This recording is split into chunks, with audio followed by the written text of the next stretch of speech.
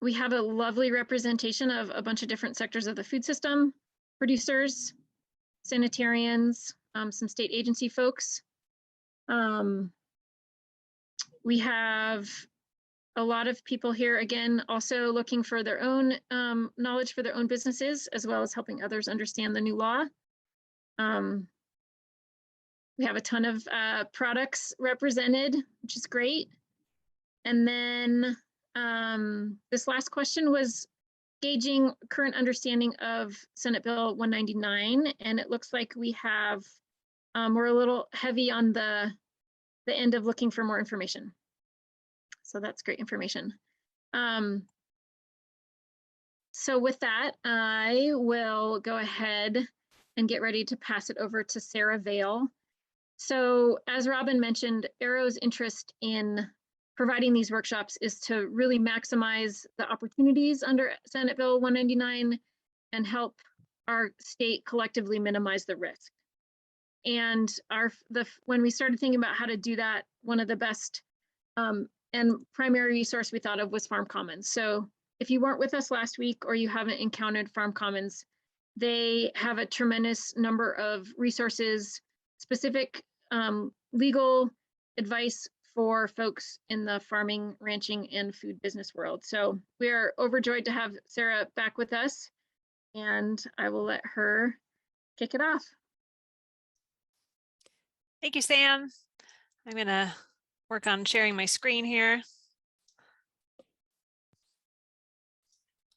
See how this goes. Okay, there we go.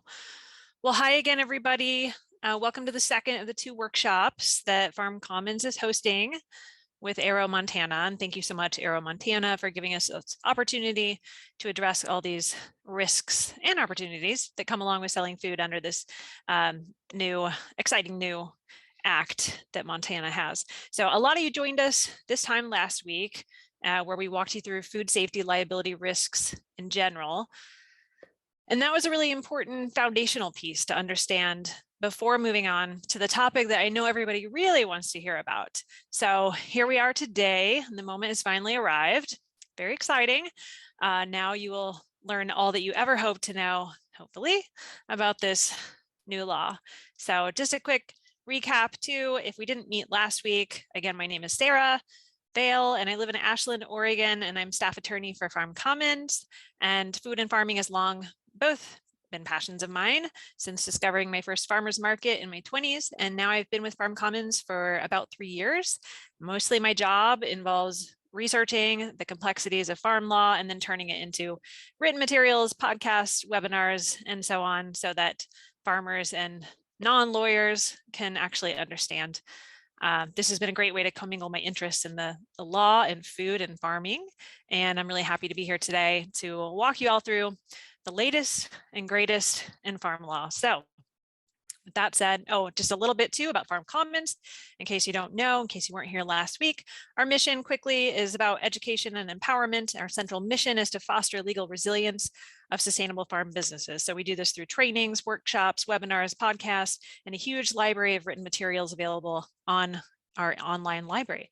And we also bring farmers together through something called the Community Commons. And this is an online forum that is also available through our website. And this is where producers can ask questions to other producers and also to Farm Commons staff about everything from where to find the best insurance provider in West Virginia, how to set up an LLC or get workers' compensation in Arizona. We have a membership program for both farmers and farm service providers, and that connects members to the whole world of resources. And membership is definitely what makes it possible for us to provide all these services and resources to everybody. So do check out the program and see if the Farm Law 101 workshop and the resources is right for you. So now let's just move on to the real topic of the day. So before we do that, just a quick extra little recap here of last week's session in case you missed that, or just to drill this into everybody's mind one last time. The real takeaway from last week's session was, all the food freedom in the world still doesn't make you free from food safety liability risks. So those, as remote as they may be, are ever present. And as you take in this week's major learning points, just An important reminder that your most critical line of defense as a food producer, no matter in what capacity you're selling your food, is insurance. And not just any kind of insurance, but the right type of insurance. Now, finally, on to the real subject here, the Montana Local Food Choice Act. As I think you all know, Montana's legislature passed this law this year, earlier, I think in the spring. And to some, you might know it as Senate Bill 199. You might know it as simply the Food Freedom Law. However, it's known to you, this law is a pretty big deal, and it's one of the, if not the most expansive cottage food law out there to date. So pretty awesome that you all have this in Montana. So let's get into it. So a little history lesson here. We won't go back to hunting and foraging like we talked about last week, but let's just go back here to 2015. So that was the year that, as Robin said, Montana passed its first cottage food law, and that was a big deal back then. It gave producers the opportunity to sell value-added products produced in home kitchens direct to consumers, and all with just a $40 fee and a kind of detailed and long application, but nonetheless, that's it. No inspection, no any of that other stuff. So a big deal back then, because before that, producers didn't have really much freedom at all. The small producer wanting to sell some scones or maybe a jar of jam had to play with the big boys and get a commercial type of license. So this really changed things. So the 2015 cottage food law was great. And as I said, a really big deal back then. But there were limits. Producers were limited to only certain non-potentially hazardous type food. So yes to non-perishable baked goods, candies, breads, jams, no to things like pickles, meat, low acid canned foods, sauces, mustards, and all of that. Also, the application was kind of a barrier. It requires lots of detailed information, including giving them your recipes and describing your production processes and your cleaning processes. You have to explain how you'll package your products and how you'll label them. So, and that's not all. You also have to abide by all kinds of, very important, but health and safety requirements outlined in the regulations for cottage food production. So things like no pets in the kitchen, probably a good rule. No smoking in the kitchen. You're not supposed to prepare a family meal while preparing your products for sale. You can't be sick or have a big gaping wound while preparing your product for sale. Also, these are good rules to abide by, even if you don't have to in our new law, which we'll talk about that, but just sort of common sense. But nonetheless, these were rules that you had to adhere to. So then fast forward 2021, the year that not so many of us long to continue with. We'd rather move right into 2022. The year 2021, in many respects, just as bad as 2020. But there were some bright spots. And one of them was this law. So this law blew the existing cottage food law right out of the water. So really big deal. A lot of freedom here in this new law. Like I said, it really turned the cottage food law from 2015 on its head. Producers under this law can sell basically anything except for meat. Well, most meat, and we'll get into that. So the types of food that can be produced is so much greater than before. And also it eliminates that $40 fee and that kind of difficult application. So less regulatory obstacles, always welcome. So like I said, this is a big deal. And just to recap, number one, what does it do? It greatly expands the types of food that producers can sell. And number two, it eliminates all kinds of regulatory obstacles. So knowing these two major takeaways, let's get into the details of the law and really explore what's possible. So the Local Food Choice Act says that a producer can sell homemade food to informed end consumers who consume the food either at home or at traditional community events. And there's more to the law than that, but let's just start with these important main bits. So the terminology is important here. So let's talk about that. First, a producer. So who is that? A producer is someone who, as the law describes, harvests, produces, or prepares the food products. So this could be a farmer who grew beets and then pickled them. It could be a person who bought beets from a local farmer and then pickled them. It could also mean a person who operates a small dairy and produces milk. And we'll get to that part later. So what about this homemade food? What is that? Well, this is food or a food product that is prepared in a private home and that is not licensed, permitted, certified, packaged, labeled, or inspected per any official regulations. So this really gets to the heart of cottage food. If you're no longer preparing food from the comfort of your cottage or your home, for those of us living in the 21st century, you'll need to look into obtaining a license, a commercial type license. So what about informed end consumer? What's all that about? Well, this is a person that you sell your product to, who does not turn around and then resell that product to others. So that's the end consumer part. They're usually going to be the one who actually eats the food. The whole point here is that this is for direct-to-consumer types of sales. So just like the 2015 Cottage Food Law, this requires, face-to-face interaction, an exchange of product directly from producer to consumer, no in between. The idea behind this is that there's trust here and not too many steps in between, or lots of variables making the sale potentially full of hazards. And by eliminating lots of people and steps, you simplify the process and reduce the potential for things to go wrong.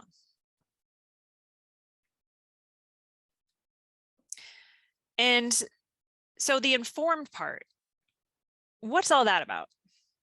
Okay, so that means that you are informing your customers that your food product is unregulated.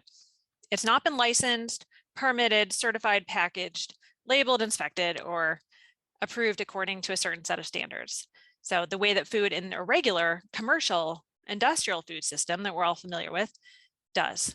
So this is sort of a buyer beware bit. Know what you're getting yourself into. There's been no USDA inspector here, none of that. So now let's get on to this last part. The food product you sell must be eaten at home, so the customer's home, or at a traditional community event. So the law lists several examples of traditional community events: weddings, funerals, potlucks, school events, sporting events, church or religious socials, and farmers markets. Great, so farmers markets are community events. And this list is not exhaustive. So, but know that if you're selling at any of those listed events, then you're going to be covered. But so, it's kind of open in that it's not comprehensive. And, what else could you argue is a traditional community event? I don't know. The definition does give some help. It says that a traditional community event is an event that is for the benefit of those in attendance or the community. Well, I don't know. I guess you could argue that a grocery store is for the benefit of those in attendance, that the grocery store customers are benefiting in some way, same way they benefit from the existence of a farmer's market. I don't know. The law has not been tested, so go ahead, test away. We'll see. So just to be sure you've got it, a quick quiz. I think that Sam's going to launch a poll there. There we go.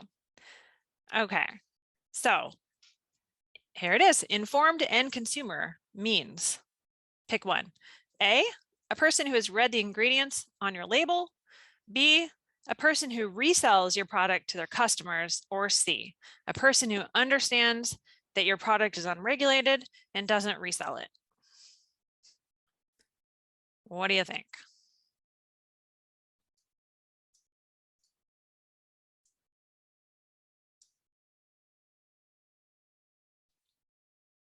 Oh, look at that. You all are so good. 100%. Well done. Maybe I didn't make this hard enough. Or maybe you're just all, well, I know you're all really smart. You're here. Okay, great. That's right. Wait, hang on.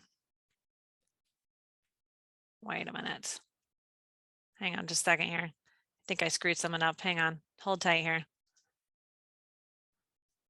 Okay, we'll just revisit that one in a minute here. Okay, got another quiz, but for later. So, like the definition of informed end consumer, the spirit and the intent of the law is really about keeping things small, intimate, building trust, and knowing each other and where our food comes from. So everyone, producer, consumer, is agreeing to an unspoken covenant to care about where our food comes from. We care about each other, and we will not harm each other in the process of this really sacred process of feeding each other. So now that we've got all the basics down and we understand this terminology better, let's take things up a notch and get into the weeds here. Okay, so there's another quiz here. Okay, so true or false? The 2015 Cottage Food Law is now totally obsolete.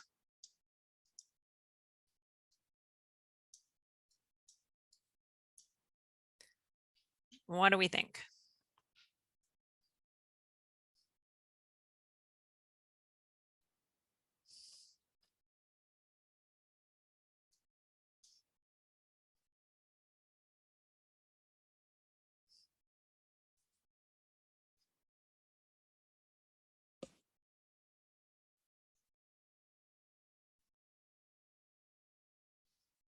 Do we have any answers? All right, this was a little bit of a trick question, but looks like most folks answered false. And let me find my explanatory slide here and find out. The answer is false. Well done. So there's still a place for it. There's still a place for the Cottage Food Law. If you would like to sell your product anywhere else that cannot reasonably be called a traditional community event, then that may be a good option for you. So say if you want to sell at a roadside stand, for example, that's probably not going to be a traditional community social event. And so you would need to look at other options. So if your product is one of those non-potentially hazardous products that would appropriately fit into the Cottage Food Law, then that's when that law and that system would work for you.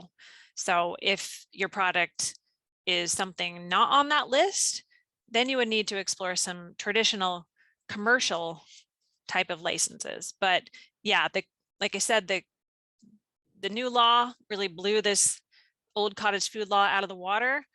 Most of the time, it's not going to be anything that most producers will want to use, unless they're doing something that is not either going to be food consumed at home or at a traditional community event. So there's still a role. It's just now a much reduced role.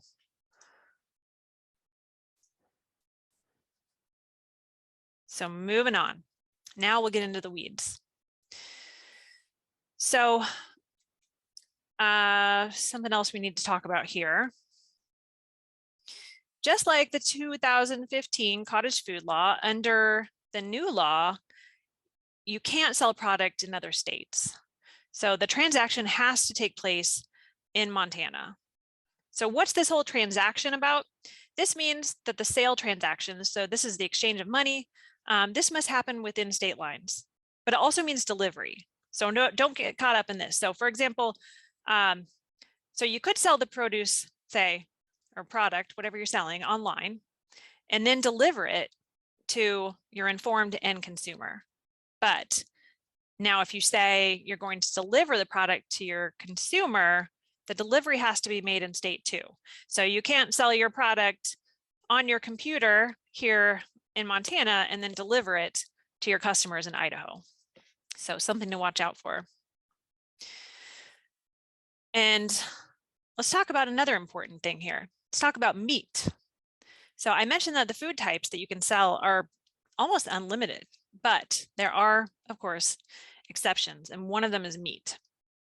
You cannot sell meat or dairy products, for that matter, except that you can in certain circumstances. So you can't sell meat unless the producer slaughters less than 1,000 birds each year. And in that case, you can sell the meat. So here we're talking about poultry without going through all these normal regulatory hoops. But do note that even if you fall within this 1,000 bird exemption, that you still must follow federal rules on health and safety procedures and also record keeping requirements. And then another thing to note too is that under the law, meat or meat products processed at a state licensed establishment or a federally approved meat establishment by the producer or by any third party may not be used in preparation of homemade food that's sold pursuant to this new law. So basically what that means, if you're going to sell a chicken pot pie, all the chicken bits must have come from your flock on your farm that you slaughtered yourself, basically. So if you're selling a soup and you use chicken broth bought at the store, or maybe from chickens that were processed down on your neighbor's farm, that's going to knock you out of the running. So in that case, you couldn't take advantage anymore of this, all the freedom of this new law. Now let's talk about this other important exception to the exception. So dairy products. Under the law, you can't sell dairy products unless you are a small dairy, meaning that you have 5 or less lactating cows or 10 or less lactating goats or sheep. And in that case, you can sell your milk to informed end consumers without the normal inspection, testing, and licensing and safety procedures that all go along with a normal dairy, such as homogenizing and pasteurizing. So what's the big effect here? You can sell raw milk now in Montana under this law, but you're not totally off the regulatory train. So you still need to sample and to test on a regular basis for things like somatic cell count and coliform count, and also for brucellosis. I don't know, I'm not a dairy operator. I might have said that wrong. You also need to maintain records for 2 years of all your samples and your tests in case there's a foodborne illness incident and your dairy is suspected as a culprit. And a little more nuance yet, alcohol and marijuana. So nothing about this law changes or otherwise makes it easier for producers to sell homemade products containing alcohol or THC. That's the psychoactive part of marijuana, if you're not familiar. You couldn't sell rum-filled candy before, and you can't sell it now. If you're doing a home-brewed beer or wine, you still have to follow all the same laws as before, so there's no shortcutting that process. And if you want to infuse your food with THC, you're going to have to get a license under the Medical Marijuana Act or the newer recreational marijuana statute. But CBD, this is a little different. So it appears that things have changed here. So before adding CBD to a food product would have been considered adulterating your product and prohibited under Montana's Food, Drug, and Cosmetic Act. That's like the state version of the Food and Drug Administration. But now SB 199 says that the Food, Drug, and Cosmetic Act shall not regulate homemade food products produced and sold in accordance with the new law. So sounds like maybe go crazy with the CBD. Seems like that's okay. But just don't make health claims about the CBD or anything. If you're going to market your food product as a drug, then the state will continue to regulate it as a drug. So always be careful about making health claims. So, you know, the takeaway bit is the same as before. If you make a health claim, it cures headaches, prevents cancer, stops heart disease, this is a health claim, and only if your product has gone through rigorous testing and approval as a drug will it be allowed to be sold. And a little bit of clarification around farmers markets. So before this law, if you were selling potentially hazardous foods, you had to get a retail food establishment license to be able to sell this at farmers markets. But under the new law, you can sell potentially hazardous foods at a farmers markets without a license and all of that. But do note that farmers markets, each and every market around the state is still free to add their own additional rules, and they are free to require a license or a permit to sell certain products at their market. So just be aware of that. And just in case the farmer full of goodwill and too much product on their hands wants to know, yes, you can donate homemade food to traditional community events under this law, but what you can't do is donate any milk. And on to our final quiz for the day.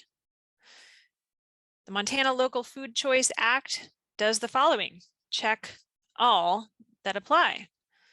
So greatly expands the types of food products you can sell, eliminates regulatory obstacles, eliminates food safety liability risks. What do you think?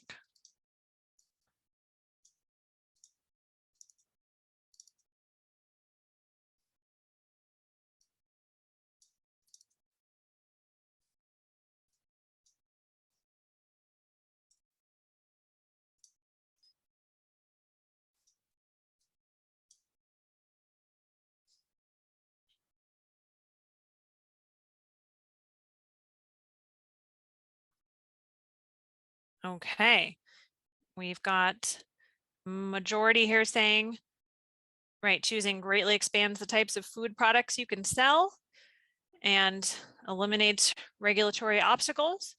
Didn't have many folks choosing the third one, eliminates food safety liability risks. So let's find the answer here for you. Okay, if you choose the first two options, you are correct.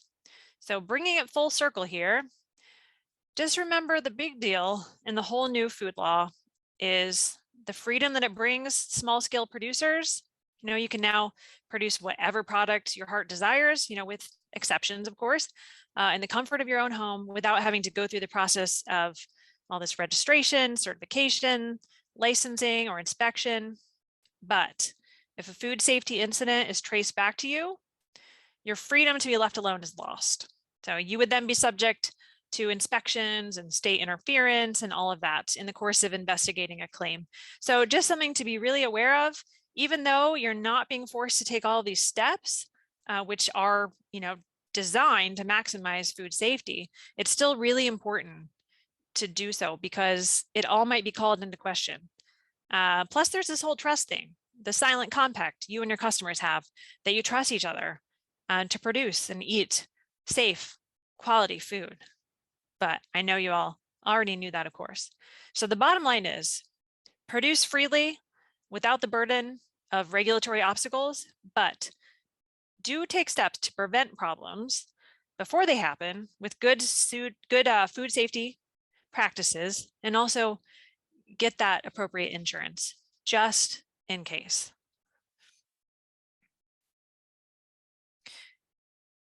So that brings me to the end of my content here for today. And I have questions that came in from last week that I wanted to address first before we then get into new questions.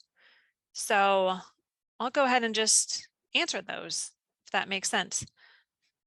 So a couple questions came in last week about insurance. And so last week we covered, food safety liability and generally, and of course, one of the biggest ways to deal with that is by getting the right insurance. So somebody asked two questions around that. So number one, do you have resources for farm policies and or vernacular that we should be familiar with when looking for appropriate insurance? Yeah, this is a great question. And so I think what this person was getting at was,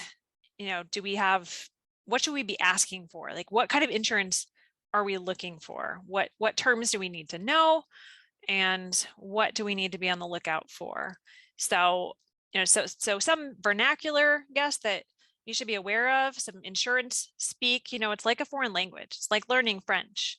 These insurance policies are really hard to understand, and very few people have the wherewithal or the time to get it out and read it.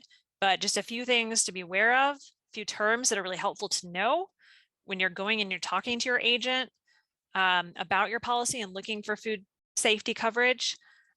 Endorsements is one term that you should be aware of. That's something that's in addition to your insurance policy. So for example, if you have a farm liability policy, it's going to be an agreement, and that's the primary insurance contract. And then there's going to be all this extra stuff at the end. And these are usually called endorsements. And that just means kind of an extra little bit that either provides more insurance coverage or takes some away. And another term to be familiar with is exclusions. So within your insurance policy itself, it's going to tell you what you're covered for in a couple of pages probably, and then it's going to spend another 10 pages or so telling you what you're not covered for. And these are exclusions. And again, they can come in the body of your policy, or they might come in the form of endorsements. And so when you're out there looking for food safety liability coverage, you might remember from last week that your farm liability policy, that's going to be a standard policy that most farm businesses are going to have. It's the one that covers things like theft of farm equipment, or it's going to cover you if your barn burns down. It's also going to cover you if somebody trips and falls out on the farm. So those, what was I saying about that? What was I saying about that? I have no idea. Anyway, that's your regular policy. And then you might have lots of add-ons. And one kind of add-on you might have is going to be something called an aggretainment endorsement. And so that's another something to be aware of. Now, all of this is probably not going to offer you the coverage you need for food safety. So what you really need to be on the lookout for is product liability insurance. And another term to be familiar with is something called products completed insurance. So that's just another way to say product liability. So when you're out there digging around, those are some terms you should know. Like I said last week, you might take a look at this FLIP program. They have farmers market and value added cottage food policies. So something else to take a look at. And then the question number 2 was, can you address the new milk law regarding requirements for insurance? Where do dairies get their protection? So I don't see anything in this law at all that requires dairy operators to get insurance. I mean, basically, the onus is on you, the producer. They're not going to care. The legislator doesn't, they don't care if you have insurance or not. You're the one who's going to care, because you're the one that's going to be at the other end of a lawsuit potentially. So it's really down to you and to get the right coverage. And so as far as milk goes and raw milk, there is coverage for that out there. And I know you might have to look around. I've talked to producers in Illinois doing raw milk that went to a company in Pennsylvania to find raw milk insurance, because they do a lot of that there with the Amish community. So a good place to start. I don't know the name of it, but just know that it's out there, but it's going to take a little digging into. So now let's get into questions that came in last week on the new law. So first question here, identify for all folks the difference between being a licensed cottage food purveyor in the state versus what the new Local Food Choice Act allows. Very different animals. So this, yes, very correct. And I think that we've mostly answered that here, in that, yeah, they're completely different. The cottage food program created in 2015 allowed certain types of food to be sold with $40 registration fee and an application. Similarities are, you prepare the food in the home kitchen. It's direct to consumer. But one of the big differences is that under the old law, you could sell to more people. Doesn't just have to be home or a traditional community event, but it can be, the roadside stands and other options. So under the new act, there's no fee, no registration. You're still in a home kitchen, still direct to consumer, but lots more opportunities for different kinds of foods. And there aren't regulations that you have to abide by, like with the 2015 law. Second question that came in, someone says, I'm beginning a candy cottage food application. Does cottage food license cover personal sale to businesses locally? And then I think there were some additional questions around selling via retail establishments, including consignment sales. So basically the answer is no, it's not going to cover it if you're selling, wholesale or consignment. If there's anybody basically in between you and the person who's eventually going to eat the food, that's not going to be allowed. So you need to be exploring more of a commercial type license in that situation. Question number 3, the former Cottage Food Law requires a face-to-face contact.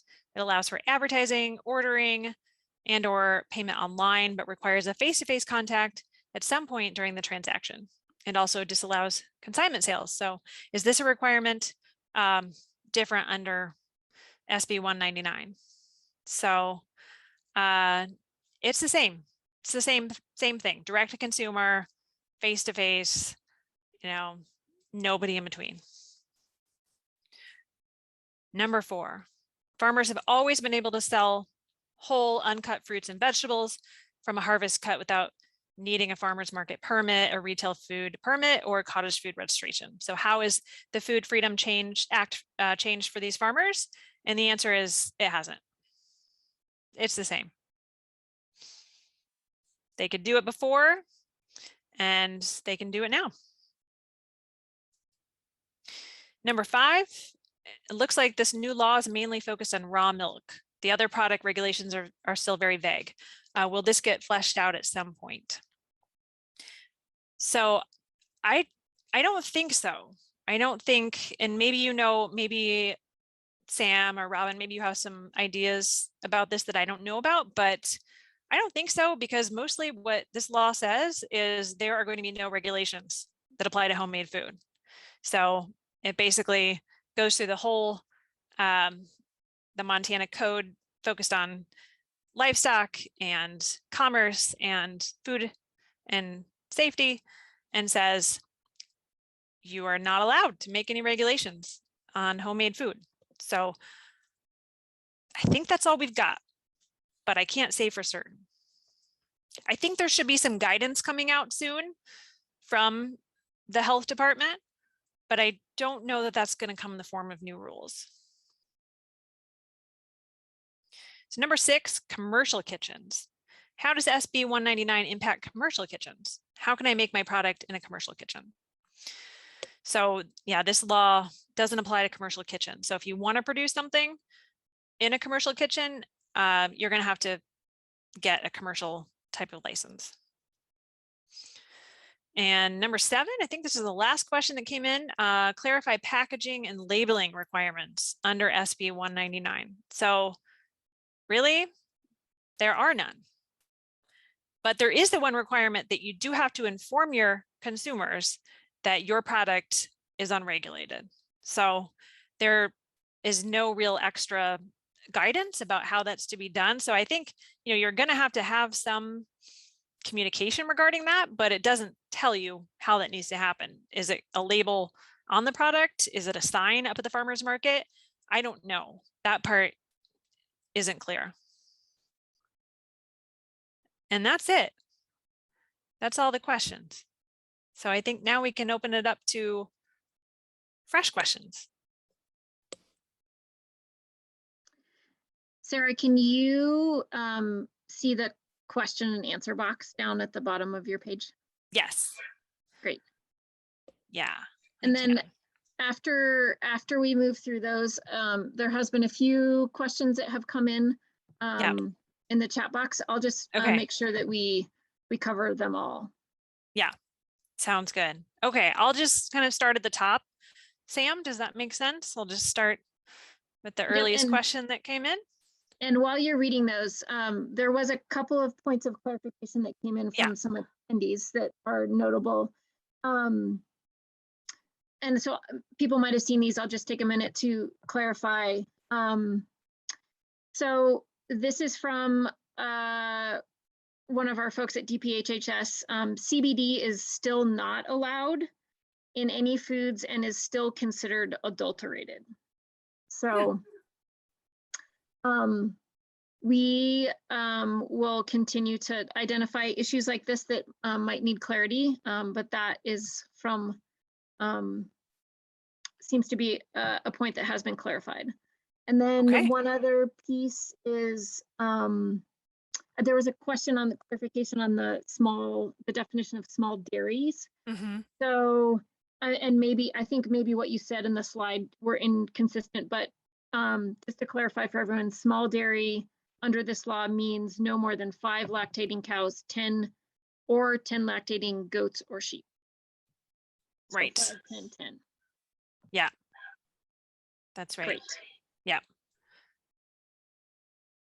And I will, again, make sure that we get all the chat questions over into the Q&A box, and I will let you take it from there. Great. Thank you, Sam. Okay, I'm just going to begin at the beginning here. So, okay, Anonymous says, can I sell this at my self-serve farm stand? Is it on-farm farm stand considered a community event? A lot of farmers shifted to selling products on farm instead of at farmers markets during COVID. Yeah, that's interesting, isn't it?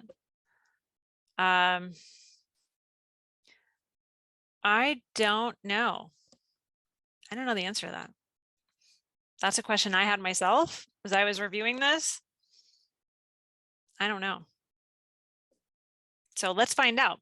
So if I don't know the answer, we'll find it. We'll find it out. We'll get clarification, y'all. I don't know. Do you know, Sam? Luckily, our DPHS folks are helping us out. So a self-serve farm stand is not allowed. Okay. So as I'm reading it, it still requires the face-to-face contact. That would be more in the lines of not a third party, but it does require face-to-face. Mm-hmm. So not the self-serve, but what about in on-farm stands that the farmer is present at? Do you know about that? If there is that face-to-face and you're on the farm, you're not at a community. I mean, I don't know. Is it a community event? Maybe if it's I think it would be considered a person-to-person, home-to-person sale. So correct me if I'm wrong, folks, but I think that is allowed. Your farm is your home, is what I see. Mm-hmm. Yeah, that makes sense. I think that's probably right. But I can't say for sure, but I think you're right. So we will confirm. Okay, does the new milk law also allow for milk products such as butter, ice cream, buttermilk, etc., to be sold as well? If it is made from milk on the farm that has been tested. So the first part of that, I believe that all of those other products are allowed. And, correct me if I'm wrong, but that's like someone mentioned, there is an extensive detailed section on the small dairy and what that entails. And I believe that's all. You're shaking your head. Yes, Sam, that is right. And then the second piece, if it is made from milk on the farm that's been tested, I mean, there is a requirement in this law for the testing, the sampling and the testing on a regular basis, but it's different. I don't think it's the kind of testing that has to be done in a normal big dairy. Sam, do you have any other clarification on that? I mean, the basic answer is it still has to be tested. It may just not have to be the rigorous testing that you have to do in a normal dairy. Okay, another question. Informed user, how are they informed with no label? Yeah, good question. And I think that that's kind of been answered in that, that doesn't look like there's a requirement for any certain kind of label or anything, but they do have to be informed. So again, I didn't see that anywhere in the law that there's a certain way that you had to get the information across. You just had to make sure that you get the information across. And I would just add to, you can probably see it in the chat box. This law also disallowed rulemaking. So usually the normal process is a law would be passed and the things that weren't clear would be clarified in the administrative rule process. And this law kind of circumvents that. So at this point, what we can say is that we don't expect particular regulations regarding that, just that it is a requirement. Yeah. Appropriately very vague. Yeah, right. Yeah. So it goes. Okay, Shauna asks, curious how on-farm roadside stand is different than a farmer's market. Does it not support or benefit my local community? Yeah, I mean, that's a real question that came up for me, why I mentioned the grocery store example. That's a hard question because, the definition of a traditional community event is that it benefits the people in attendance or the community. So I would think bringing local food to the community in whatever capacity is benefiting the community, but it is not on the list. And so because it's not on the list, it's not a guarantee, but like I said, there's some wiggle room. It's not an exhaustive list. So when it's not exhaustive, there is always an argument to be made. So, maybe some clarification down the road. I don't know. Bobby asks, is there any regulation regarding caffeinated products? I mean, coffee was allowed under the 2015 Cottage Food Law. So it's, there's a lot of a big unlimited almost opportunity for a number of food products. So it's allowed and there's nothing, I didn't see the word caffeine anywhere in this law, I'll tell you that. Are things like, Darlis asks, are there things like fully cooked shelf-stable beef sticks or dehydrated beef jerky not covered under this law? So no, it's not covered. It's still not going to be allowed because the only meat that's allowed is poultry in that 1,000 bird or less exemption. So with that, it wasn't allowed in the 2015 law either. And it's, I think, considered I guess, potentially hazardous food, and you need to explore a commercial type license. Okay, Shirley asks, is kombucha sellable? Is freeze-dried fruit and veggie sellable? I don't see any. I mean, again, the two no's are meat, unless it's within the 1,000 bird exemption, or dairy, unless you have a small dairy. So the way I read that, anything else is on the table.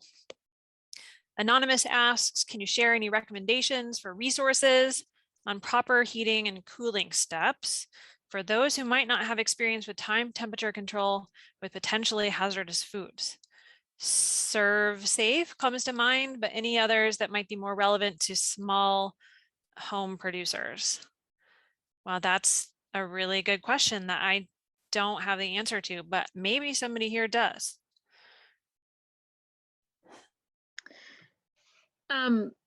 I will just jump in and say that if you are interested in that kind of information, that is one thing that Arrow has identified as a point of needed education and outreach. So please include that on the survey at the end of the workshop, as we're trying to gauge what would be the most effective resources for folks based on the products that they're thinking about or the information that's out there. So we'd love to hear that or other things that you might find as resources. Great. Anonymous asks, I got a little confused on the meat products one. How would bone broth be categorized? So if that is coming from, if it's poultry, if it's coming from your flock and you are in that exemption, 1,000 birds, less than 1,000 birds, and it's only, it's poultry product, poultry itself or poultry, products, derivatives that's from your farm, then that would be okay. Shauna asks, does it have to be sales in person? What about online, CSA, delivery?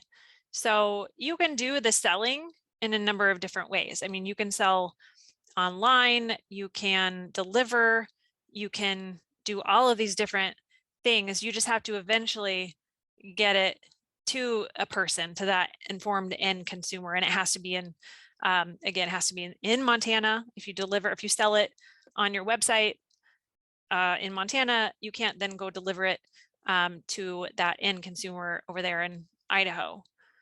But yeah, there does have to be, I assume somebody else can do the delivery. You don't necessarily have to be the one. If you sell it on your website, you don't have to then jump in the truck and deliver it to your customers, but you can't deliver it to somebody who's then going to go turn around and sell it to somebody else. Anonymous says, I got a little confused on the meat products one. Oh, wait, got that one. Did that? Okay. Okay, just to clarify, we still, oh wait, the questions are jumping around. We still can't ship baked goods to consumer, even if shipped to address in Montana. I don't know that one. Do you know, Sam, about shipping? I know that under the 2015 law, that wasn't mail, you couldn't do mail order. That's correct. My understanding at this point, and I believe this is correct, but again, some of these haven't necessarily been particularly addressed, but if you order, you need to have one face-to-face contact. So if you order at a farmer's market or at a community event, it can be shipped within the state, but it needs to have a face-to-face contact. So it can't be ordered online and then shipped without some kind of personal interaction. Sounds right. Okay. Anonymous asks, how are consumers typically informing customers that the food product has not been inspected? Can they just add a sign out front in front of the food instead of labeling each product individually? And that seems to be an open question. There doesn't seem to be guidance on that.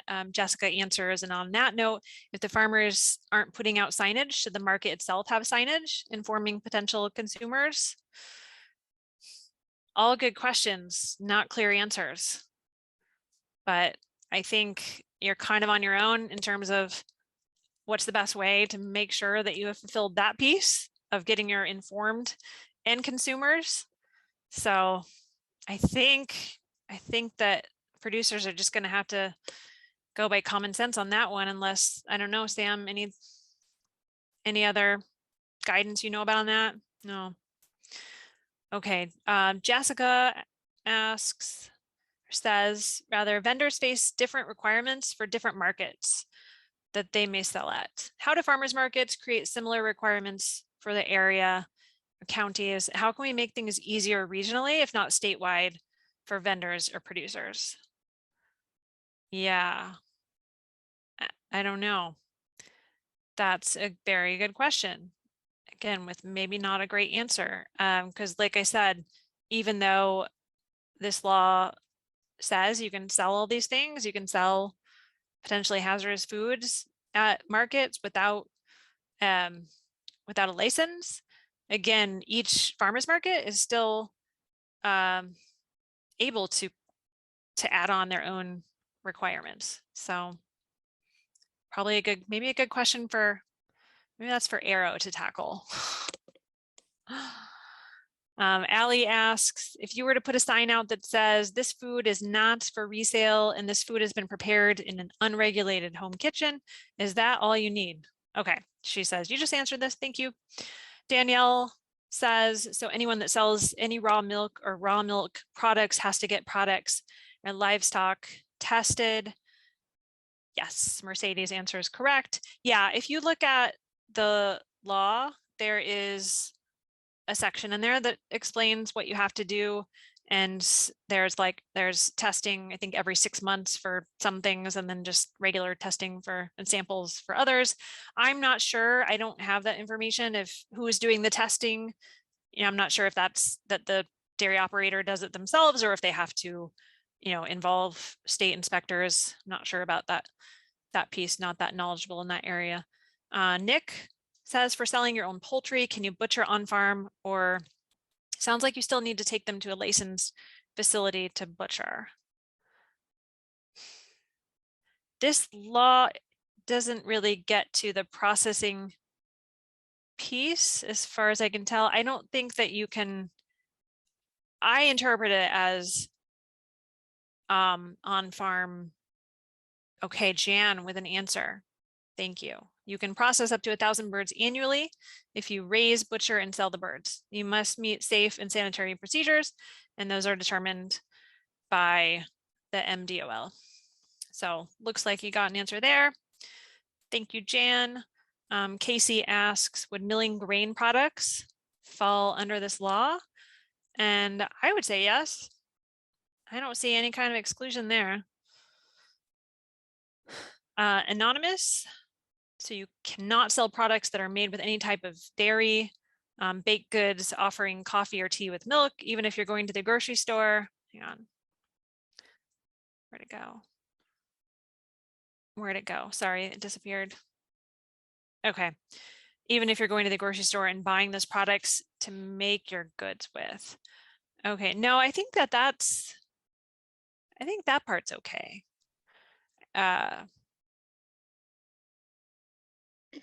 Yeah, this is talking, yeah. Go ahead, Sam. I think the disallowed product is meat, not dairy. Right. Yeah, basically anything goes here. It's like the whole universe of food is allowed except for meat and dairy. But then there's exceptions. So a little bit of dairy and meat under certain conditions is allowed. And I think to clarify, selling unpasteurized dairy has a small dairy exemption, but dairy as a ingredient in a processed product is not regulated. So whereas you could make like if you're making soup and you add meat into it, it's disallowed. If you're making soup that has dairy in it, that's okay, or that's allowed under the law. So I think the main ingredient that kicks you off into not being allowed under this law is meat. Yeah. Yes, that sounds right. Okay, Sue says, back a ways you stated coffee products would be acceptable, but is coffee grown here in Montana? Huh, good question. I don't know. I'm not in Montana. No, not that I know of. But I think that there were some limitations on specific manufactured coffee products. And again, that is not excluded under this law. The exclusion is, again, only made in your home, sold to an informed end consumer. Yeah, and I think that the coffee can be produced somewhere else, but say if you, I mean, I think there's, the beans can be grown somewhere else, but you could probably, if you're involved in, you're not, maybe not the producer of it or the harvester, but you're preparing it. I mean, if you're involved in the coffee making process, right? I don't know enough about, I know about drinking coffee, but I don't know enough about making it. But I think if you're roasting the beans, maybe that would be something that could be done locally. All right, I have really just lost the questions here. So I'm going to try to figure out where we are. Sarah, maybe while you do that, I see that Jan Tusick has raised her hand. Okay. Is this a good time to allow her to? Yeah. Great. Jan, I'm gonna ask you to unmute. Thank you, Sarah. I do think we need to be aware that anyone making a food product in their home kitchen can use approved source products. These are products that are bought commercially, and they're going to make cookies, and they're going to make bread, or they're going to make, they don't have to grow all the products, and they don't have to manufacture the ingredients in that home. And they can compile ingredients as long as they're from approved sources, except for the specific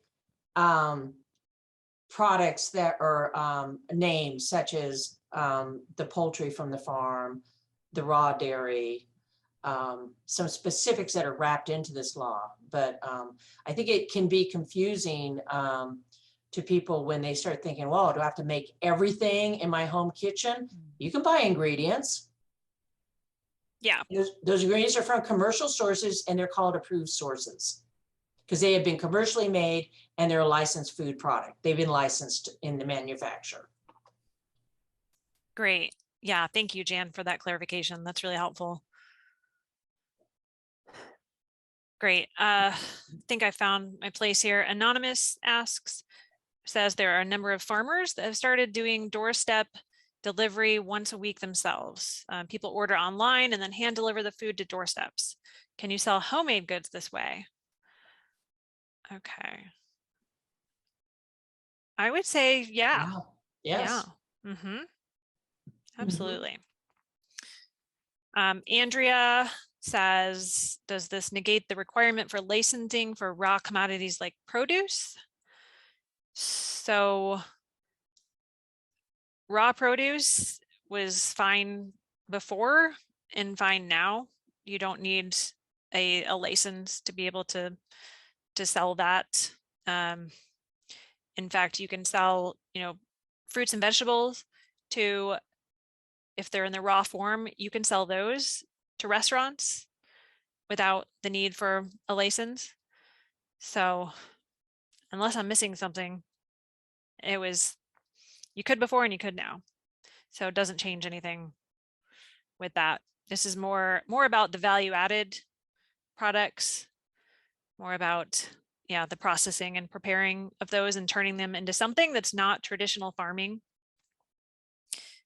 Shirley asks, can tinctures be sold? These are usually made with alcohol mixtures. And then Mercedes answers, dietary supplements are not allowed under SB 199. And I guess we know the thing about CBD is that might not be allowed actually. So yeah, I don't really have anything to add there. Do you, Sam, as far as tinctures go?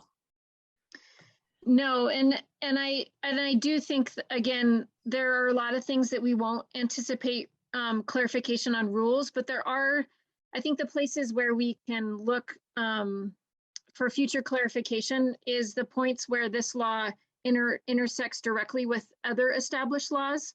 So that being farmers markets, livestock, and then some of these other restrictions on supplements, alcohol, and other kind of regulated substances. So I think right now our understanding is if it's regulated by another law, by another entity, you should consider that probably to be still valid and seek specific clarification on other specific products. Yeah, and I doubt that this falls into the category of food or food product, even though they're made from, food. You think about elderberry, right? Can be sold as a tincture. Yeah, it's a food, but I don't know. I don't think that it's considered a food or food product under this law, but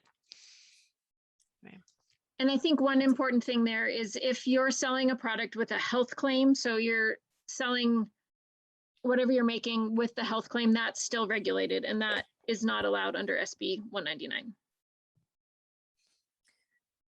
Right. Yeah. Like the tinctures, like the elderberry, you know, says on the back of the little tincture, this is, you know, helpful for immune function. So that's probably a health claim, not allowed. Anne asks, what about allergens? Jan gives a great answer, at your own risk. Yeah. I mean, I think the heart and soul of this law is it's about trust. It's about freedom, but it's about risk too. You know, it's basically about like I said, this kind of compact, like the user, and I mean the consumer, the eater, and the producer are just kind of trusting each other. And if you have a gluten allergy, just know that you better just ask. And because there's not going to be anything on the label, potentially you can still put, I mean, there's nothing that prohibits you from putting this on the label. Like if that's an important audience to you, if that's an important market, you know, the gluten-free market, then certainly produce a gluten-free cookie and put a label on it. It says gluten-free. You know, you don't have to, but that might be a really important thing for you to do to attract that market. And then Jan says, any product that is an approved source, which means it is a commercially made licensed food product, is allowed. I think Jan talked about that live. And then Danielle says, except for what is under 7A in SB 199, meat products processed at a state licensed establishment or a federally approved meat establishment by the producer or by any third party may not be used in preparation of homemade food. Yeah, so that's a very specific exemption here. Basically, again, I think the main points here are there's a whole universe of food that's allowed, and there are a few exemptions, and meat and dairy are those. There's an exception within an exception there. You can't do it unless you meet these certain requirements. Hammond says, I might have missed this. Can tinctures be sold? These are usually made with alcohol mixtures and bitters. I think we've got that covered, Hammond, but if we still haven't satisfied your answer, let us know. I think that's the end of the questions I see, Sam, in the Q&A box. Yep. Real quick, I am going to launch a couple polls here while we look through and make sure that we've gotten everybody's questions. So just take a couple minutes to answer that poll.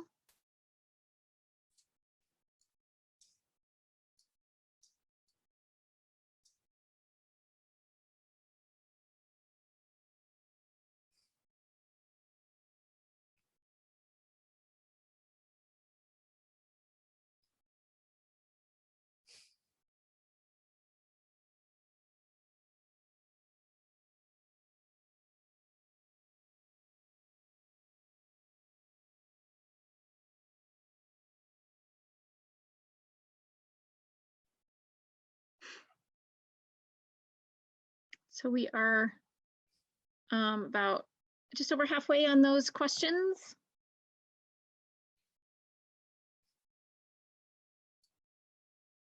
And okay, I'm going to go ahead and end that poll and share these results. This is interesting. Just wanted to get a feel for folks' perceived impact of this new law on producer income. So most of us think that this might produce diversified producer income. We also most people think that this might increase foodborne illness risk. And then it also looks like people are thinking about new products, but also increasing the quantity of other products and places to sell them. So real quick here, do we have any other new questions out there, Sarah, or anyone? If we haven't answered your question, you can also raise your hand. There's a comment here from Jesse Green in the chat. about what a farmer's market means. As far as a farm premise, a food stand owned and operated by a farmer, or an organized market authorized by the appropriate municipal or county authority under 721-3301. So I don't know if that helps to clarify some of the food stand, farm stand questions that came up, but I thought I would point that out. That's great. Thank you for, that's very helpful that you have an actual definition there in your law. That's great. Thank you, Jesse, for answering that, for finding that, telling us. And Sarah, I believe you mentioned this at a couple of different points, but just wanted to again clarify that a farmer's market as an entity can decide to have further restrictions. So, and correct me if I'm wrong, for instance, a farmer's market, even though it's allowed under SB 199, an individual market could decide to require all vendors to have insurance or require that they are cottage food registered vendors as well. Is that correct? Yeah, that seems to be correct. Yeah, some information I think coming from the health department folks or your Department of Human Services. So I think that is true, appears to be true, that basically this, the state law says we're not regulating it up here on a state level, but if, private entities or, nonprofit farmers markets are run a number of different ways, but, any organization can decide to handle the way they do things with more scrutiny, more oversight if they want to.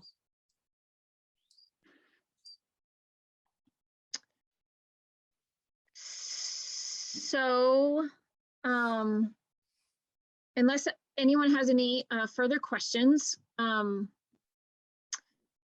am going to launch just one more poll. This poll is really directed at some of the next steps that Arrow is investigating and how to further support producers in this bill. So I'm launching that now.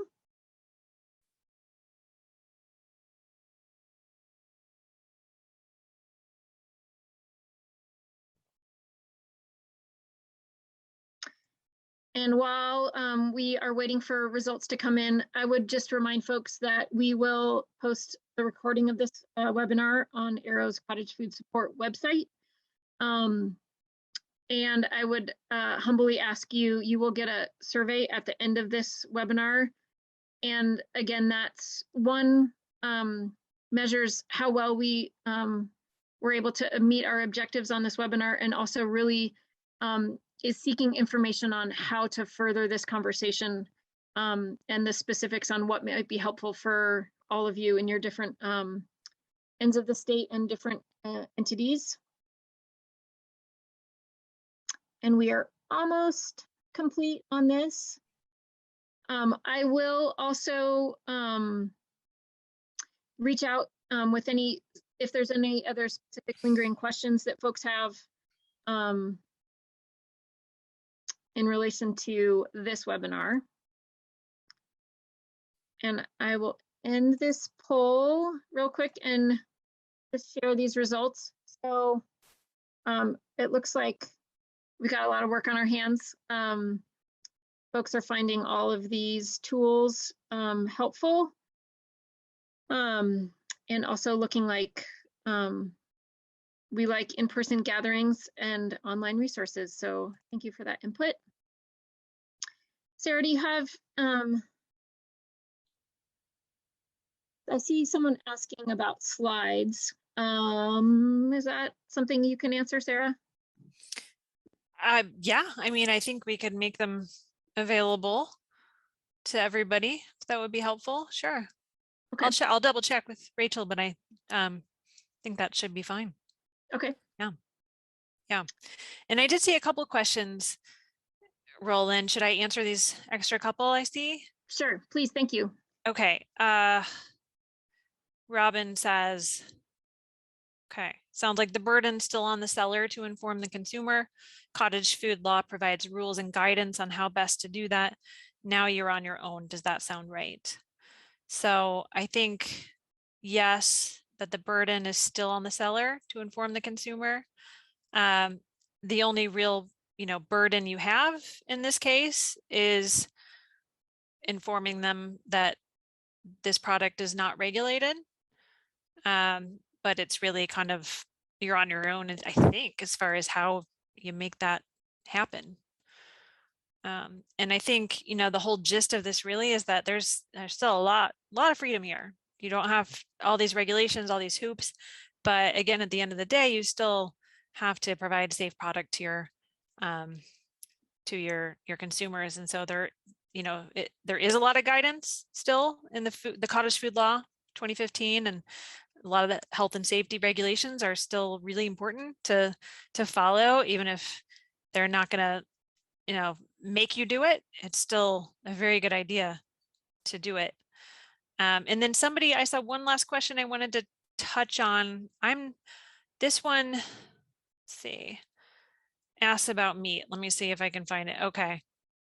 Carmen says, I don't believe meat products are limited to poultry.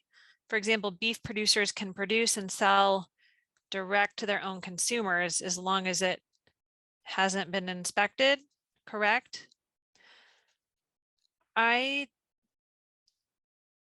don't know about that one. I mean, I think it is limited. I mean, under this law, you can't, you may be able to do that in a different capacity. You can have CSA, you can have meat in your CSA, but it has to be inspected. You have to have a license, I think, to do that. The only way you can get around that law is if you're doing the chickens and less than 1,000 birds. I will quickly point out too that I just shared the Montana Department of Livestock has come out with a guidance document that is helpful, specific to meat. Again, there's still lingering questions, but it does have some good answers. So I just shared that in the chat box.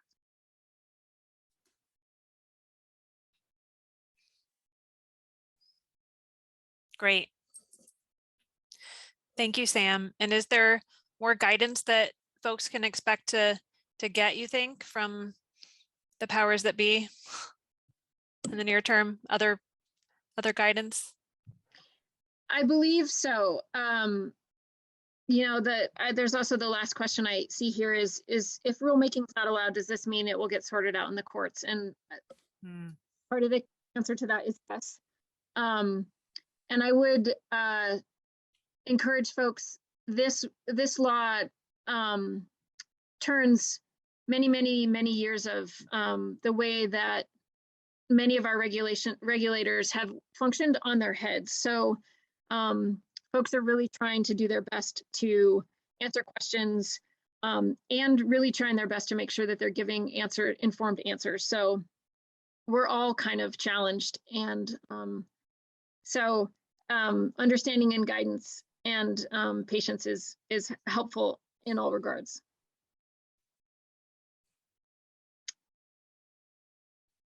All right, we are about at our end. So again, please take the survey. Thank you so much for your time and your insight on this topic, and for everything that Farm Commons does. And we hope that this has been helpful. That's great. Thank you so much for inviting me here, inviting Farm Commons to speak. And it's been interesting for me to learn about, really do a deep dive into this law. It's pretty cool. Great. Yeah. Thank you, everyone, and have a good night. Bye, everyone.